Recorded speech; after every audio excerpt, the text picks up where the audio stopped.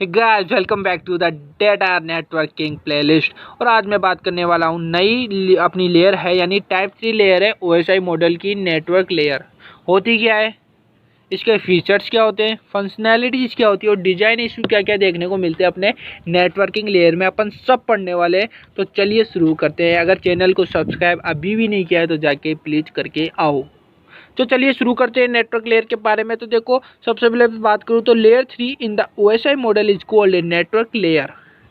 अब काम क्या है, ये मैनेज करता है pertaining to the host and the network addressing. Manage करेगा सब नेटवर्क्स को, आपके इंटर नेटवर्किंग को मैनेज करेगा ये। और क्या करता है, ये रेस्पॉन्सिबिलिटी लेता है routing package from source to destination which in और आउटसाइड ए सबनेट। सबनेट क्या होता है, इंटर कम्युनिकेशन प्रोसेस जो होती है उसको अचीव करने का काम सबनेट का होता है। तो टू डिफरेंट सबनेट में हैव डिफरेंट एड्रेसिंग, सही बात है, और a non compatible addressing type. Some with the protocol, two different subnet may be operating on a different protocol which are not compatible with each other.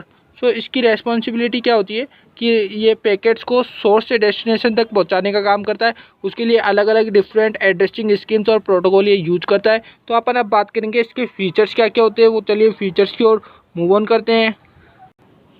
अगर इसके features देखें तो सबसे पहले quality of the service management की guarantee अपनी network layer के अंदर आती है। दूसरी वन बात करें तो लोड करता है बैलेंसिंग का एंड लिंक मैनेजमेंट भी अपना नेटवर्क लेयर आता है। सिक्योरिटी की बात करेगा, inter relation of different protocol and subnets with different schema and different logical network design over the physical network design का काम करता है। एक लास्ट आता है कि layer 3 and the tunnels can be use to provide end to end dedicated connectivity भी provide करा। एंड टू एंड समझते, सोर्स से लेकर डेस्टिनेशन तक का सारा पैकेज पहुंचाने का काम, मैपिंग, उसकी एड्रेसिंग करना, अलग अलग अपने प्रोटोकॉल्स को यूज करना, सारे फीचर्स अपने नेटवर्क लेयर दे रहा है आपको। अब इसके फंक्शनैलिटीज़ की ओर मूव ऑन करते हैं। अगर बात करें इसकी functionalities of the network layer की तो पहला आता है addressing device and the network. Device की एड्रेसिंग और नेटवर्क के बारे में, पॉपुलेटिंग राउटिंग टेबल्स और स्टैटिक राउट्स के बारे में, inter networking between two different subnet and अपना next one is that developing packets to destination with the best effort, provides connections oriented and connectionless mechanism. तो ये थे हमारे कुछ फंक्शन। अब मैं बात करूँ design issue in the network layer. पहला आता है रिलायबिलिटी। रिलायबिलिटी नाम से पता चल रहा है वास्तविकता, यानी कि कहता है कि हमारा simple the network channels and the component में भी unreliable resulting in the loss of the bits while data transfer, यानी कि बिट्स का खोने का डर रहता है डेटा ट्रांसफर के टाइम। इसलिए रिलायबिलिटी के अंदर ये इशू देखने को मिलता है कि हमें इसमें देखता है। दूसरा आता है स्केलेबिलिटी। स्केलेबिलिटी क्या कहता है, the size of the network are continuously increasing leading to the congestion, hence the design should be done so that the network are scalable and can accommodate such editing and the alternations। यानी कि इसका कुछ एक fix map होना चाहिए, कुछ fix scale होना चाहिए, ताकि अगर इन द फ्यूचर अपन कुछ ऐड करना चाहे इसके अंदर तो वो कर पाए, या फिर कुछ अल्टरनेशन करना चाहे तो वो भी इसके अंदर हो पाए। क्योंकि कंजेस्शन के कारण क्या होता है, कई बार इसके जो स्केलेबिलिटी है वो चेंज हो जाती है, तो उसका भी इशू यहाँ पर रहता है। अगली बात करूँ तो एड्रेसिंग देखें तो देखो, at a particular time the numerable messages are retransferred between the large number of computers, so a naming or addressing system should be exists so that each layer can identify a sender and the receiver a message।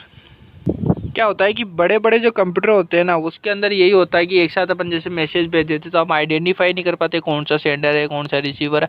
तो उनको ऐसे बोल रहा है addressing कर दो, उनको कोई भी आप नेमिंग कर दो, ताकि हम क्या पता चल जाए कि कौन सा सेंडर है और रिसीवर को सारे मैसेज मिल गए हैं या नहीं। फोर्थ इसका आता है एरर कंट्रोल। नाम से पता चल रहा है error detection, error correction method इसके अंदर आते हैं। और so that to protect data packets while they are transfer, यानी प्रोटेक्शन मिल जाए एक तरह से उनको जब भी अपन उसको ट्रांसफ़र करते हैं। फ्लो कंट्रोल की बात करें तो if the rate at which the data is produced by the sender is higher than the rate at which the data is received by the receiver then there are the chances of overflowing the receiver. बिल्कुल सही बात है। अगर जैसे suppose करो sender की जो आपने भेजने की स्पीड है वो तेज़ है और रिसीवर की कम है तो ये ओवरफ्लो हो जाएगा रिसीवर के पास। तो यही चीज़ बोल रहा है, फ्लो कंट्रोल भी होना चाहिए। ये डिज़ाइन इश्यू देखने को मिलता है। एक होता है सिक्योरिटी के बारे में, यानी कि major factor of the data communication is to depend to its against threats like dropping and the surreptitious alternation of the message. यानी कि क्या होता है कि कई बार हमें क्या होता है, सिक्योरिटी की बात करें तो जो भी थ्रेड्स होते हैं लाइक ड्रॉपिंग हो गई, आपकी सररेप्टिशियस हो गया, आपका अल्टरनेशन जो क्या होता है आपका मैसेज को ही कन्वर्ट कर देता है, तो उसके लिए हमें सिक्योरिटी की तो बहुत ज़्यादा ज़रूरत है। तो ये कुछ हमारे डिज़ाइन इशू है अपने नेटवर्क लेयर के अंदर। सो आई होप आपको समझ में आया होगा कि नेटवर्क लेयर क्या होती है, इसके फीचर्स क्या होते हैं, फंक्शनैलिटी क्या होती है और इसके डिज़ाइन इशू क्या थे। So thank you so much for watching this video. जल्द हाजिर होता हूँ नेक्स्ट वीडियो के साथ। अगली वीडियो और भी धमाकेदार बनाने की पूरी कोशिश करेंगे।